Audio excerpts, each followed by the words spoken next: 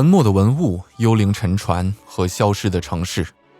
这些不仅仅是在虚构冒险小说中的奇迹，在海洋表面下，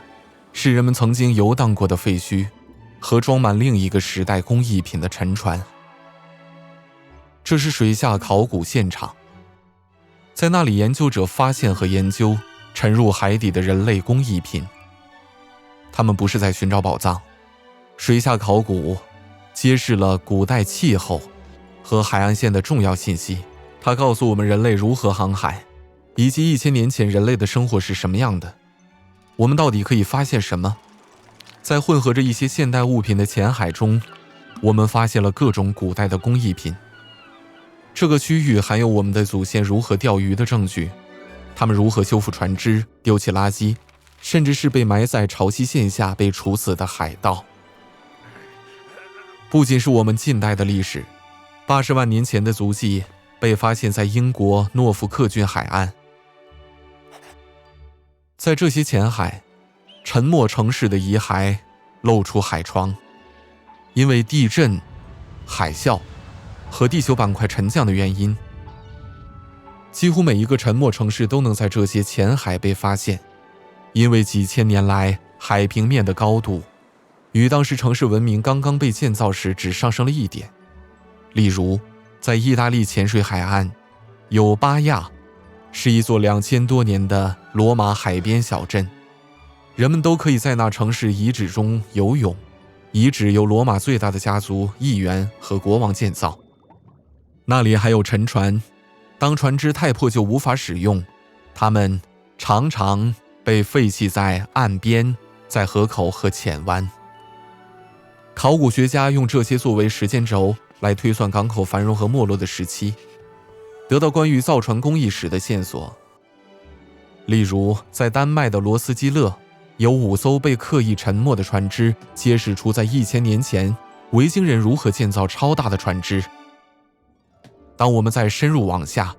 到达人类结构存在最深的海域，就像古代港口的墙壁和码头，我们也能看到更多由于暴风雨、战争和碰撞的沉船。在今天，我们仍能发掘许多残骸，比如黑胡子船，它揭示了18世纪海盗的神秘生活。可一旦超过50英尺，甚至有更深的保存更好的沉船遗骸，比如安迪基希拉沉船遗骸，它在公元1世纪的沉入海底。当被发现时，它里面有雕像、贸易货物，以及最早知道的计算机，一种被称为安迪基希拉的神秘设备，它可记录天体运行的变化和日食。今天，它为考古学家提供了重要的关于被古希腊人持有的知识的信息。正是在这个区域，我们也开始发现飞机和潜艇，诸如来自世界大战的东西。到200英尺深度，我们能发现一些最早的、最稀少的人类历史的信息。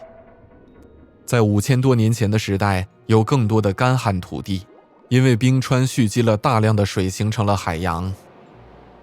我们的祖先穿越这些土地，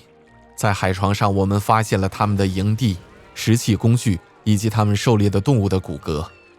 这些给了我们关于我们祖先迁移模式的宝贵知识、狩猎方法以及科技。在最深的区域没有人类的痕迹，这个区域在人类进化很久之前就沉没。